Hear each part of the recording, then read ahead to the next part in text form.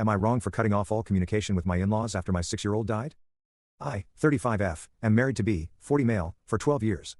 We have 2 children together. My daughter, 4 at the time, was discovered to have a tumor in her abdomen after experiencing 14 months of intermittent leg pain. The doctors couldn't find the source of the pain until they found the tumor. We were scared for our daughter. I was so afraid, I shut everyone out except my mom and husband. My mom drove 8 hours to support us while they went through the diagnostic process. My husband asked his parents to come to support him. They said no because they had to watch Syl's kids. For context, my in-laws live 5 hours away and Syl lived 25 minutes from me. At this time, doctors believed the tumor was benign, so they scheduled the resection surgery for 2 months later.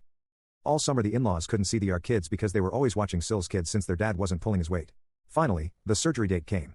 My mom came again to support us through this huge surgery. The tumor was so large that it took up all of the free space on the right side of her abdomen. The doctor came out of surgery and he told us that he could only remove 60% of the tumor. He believed it looked cancerous, but we had to wait for the pathology report. A few days later, it came back positive for cancer and my daughter had to go through a very intensive treatment plan. She needed 5 rounds of chemo, 2 stem cell rescues and 6 rounds of immunotherapy. My kids were always close to their grandparents. It was hard when we had to isolate ourselves to protect my daughter from getting sick during treatment. She had a central line and all fevers were an automatic trip to the emergency room. My mill offered to help us once but she backed out because she couldn't handle wearing a mask for 8 hours while we worked. In efforts to protect my daughter, we asked that when they come to visit, that they only see my kids to prevent Syl's kids from giving grandma and grandpa a virus that they brought back to my daughter. All throughout treatment, my daughter cried that she missed grandma. They decided that if they couldn't see both sets of grandkids then they didn't want to come. We tried to compromise and asked them to split their visit. First couple days with my sick child and then the last days of their stay to be at my Syl's house. They just chose to stay away instead. During the stem cell rescues, we had to isolate my daughter since they literally fried her bone marrow with chemo.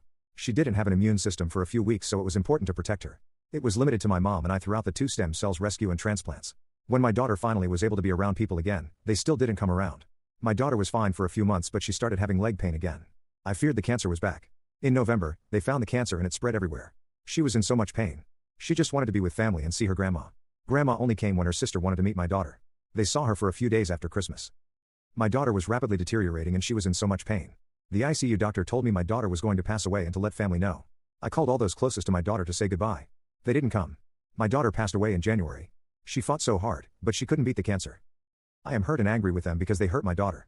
She may not have realized that grandma and grandpa were not prioritizing their sick grandchild but I did. She cried so much about missing grandma. They knew she was sick and she had a high probability of not surviving this. Now 5 months after my daughter's death, my husband wants me to ignore all of that has happened for him and my son. He tried to talk to his parents but they just got defensive. He wants me to not address any of this with them so I have chosen to cut them out of my life every way I can. They are not welcome in my home anymore. I will not interfere with the relationship that my husband or son have with them but I will not do anything to foster it. That's my husband's responsibility to do that. Now my husband is angry with me and feels that I'm being unreasonable. So AITAH?